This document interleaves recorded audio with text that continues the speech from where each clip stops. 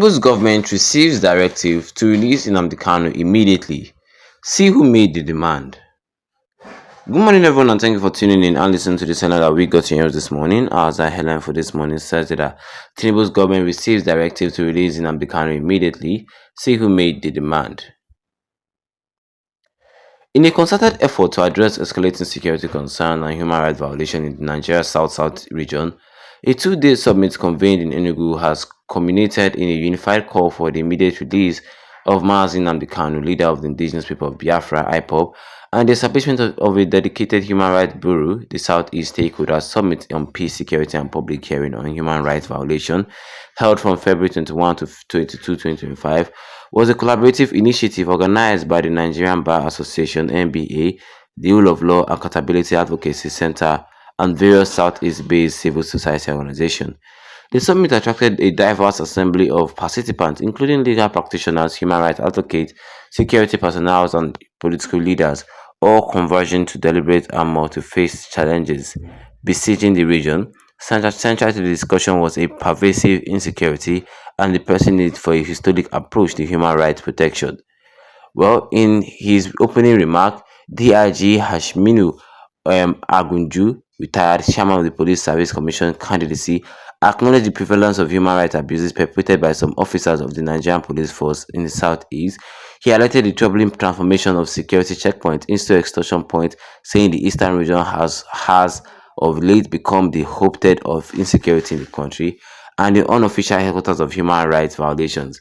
Well, Agunju emphasized the Commission's commitment to addressing the infractions and restoring public trust in law enforcement agencies. Well, Professor Chidi Udinkalu, a distinguished academic at the Feshla Schools of Law, delivered a keynote address that dissected the intricate layer of the region's crisis. He underscores the imperative of governance and accountability, proposing that sustainable peace can only be achieved through collaborative effort that transcends political affiliations and administrative tenure. Udinkalu analysis provides a historic context asserting that the root of insecurity in the southeast predates the emergence of IPOB, thereby necessitating a comprehensive strategy that addresses underlying socio-economic political grievance. Okechukwu Nwanguma, Executive Director of RULAC, reinforced the call for a collective action. He lauded the proactive measures undertaken by Enugu State Governor Peter Mba, whose initiative have reportedly led to a discriminatively decline in security breaches within the state. Nwanguma advocated for the replication of such strategies across the region to foster a unified front against insecurity. Representing the Nigerian Army, Major General Olatoye, General Officer commanding the 82 Division and Commander of the Joint Task Force South East Operation Nduka, retaliated the military's dedication to upholding human rights through Brigadier General B.S. Buhari.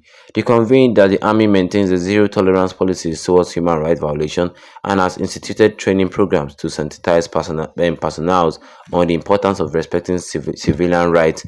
Additionally, a dedicated hotline has been established to facilitate the reporting of alleged abuse, ensuring accountability within the ranks.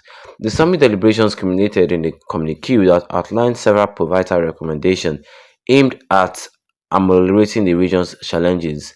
Foremost among these is the establishment of a Bureau of Missing Persons in the 5 southeast states, envisioned as a centralized repository for reporting and tracking cases of disappearance.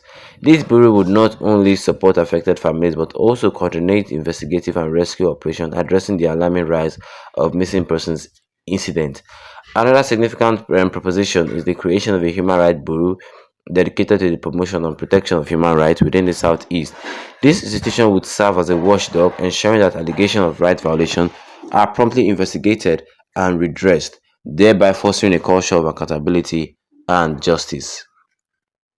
And that's all that we have here concerning this channel today this morning. It says that the Tinubu government received directive to release Nnamdi Kanu immediately. See who made the demand.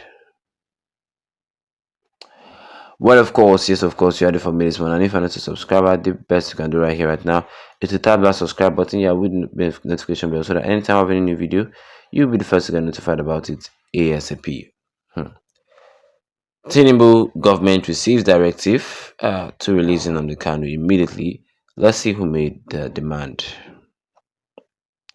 Well, this is not something we hear every day, but well, in an effort to address the security problems in the southeast and human rights violations in the southeast, well, South is a 2-day summit convened in Enugu has culminated in the unified call for the immediate release of Nnamdi Kanu.